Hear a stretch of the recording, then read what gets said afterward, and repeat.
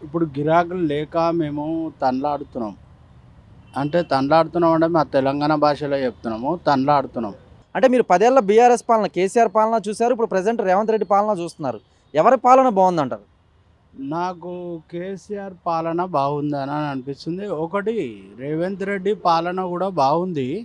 Maximum ఏందంటే ఆయన చేసేదే ఆటో డ్రైవర్లకి కొంచెం హెల్ప్ చేస్తే బాగుంటుందని మేము అనుకుంటున్నాం. అంతేగాని తప్ప ఆయనదేం అని మేము మాట్లాడతలేము. అంటే ప్రతి సంవత్సరం ఆటో డ్రైవర్‌లకి ఇట్లా 12,000 ఇట్లా ఇస్తామన్నారు. దానికేమన్నా వచ్చినాయా మీకు? అది ఒక్క రూపాయి రాలేదు సార్. 100% రాలేదు.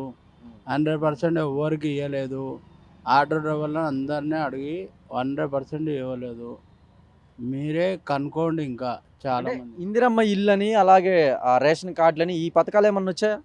ఆ పథకాలకు కూడా మేము అప్లికేషన్ పెట్టినాం సార్. అవి కూడా రాలేదు. ఇప్పుడు ఈ నెల ఫిబ్రవరి 15వ తారీఖున అయితే మాత్రం ఆటో కార్మిక సంఘాలు పిలుపునిచ్చాయి బంద్‌కి.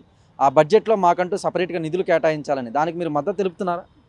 100% మద్దతు తెలుపుతున్నాం సార్. ఆటో ఆటో డ్రైవర్ల గురించి 100% మద్దతు తెలుపుతున్నాం. అంటే మీ తోటి ఆటో డ్రైవర్లు గాని అందరూ వెళ్తున్నారా? అందరికీ చెప్తున్నాం మేము. ఆ!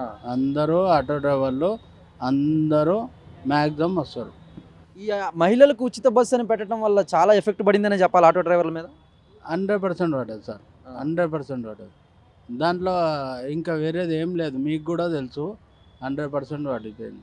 మీరు ఒక ఆటో డ్రైవర్‌గా ప్రధానంగా మీరు రేవంత్ రెడ్డి ప్రభుత్వాన్ని ఏమని డిమాండ్ చేస్తున్నారు ఇక? నేనేమని డిమాండ్ చేస్తున్నా అంటే ఆటో డ్రైవర్లకి నెలకి ఆళ్ళకి ఎట్లా ఫ్రీగా ఇచ్చినావో మాకు కూడా నెలకి మేము ఫైనాన్స్‌లు కట్టుకుంటాం సార్. నెలకి 15,000 ఫైనాన్స్ కట్టుకుంటాం. నెలకి 20,000 ఆటో డ్రైవర్లకు ఇయ్యమని చెప్పండి. ఇంకా వేరేదేముందండి సార్? ఇంకా వేరేది ఏం లేదు కదా! అంతే మేము అడిగేదే అదే. మీరు ఫ్రీ పెట్టండి లేడీస్‌కి. మాక్సిమం ఆటో డ్రైవర్లకి నెలకి 20,000 ఇయ్యమనండి.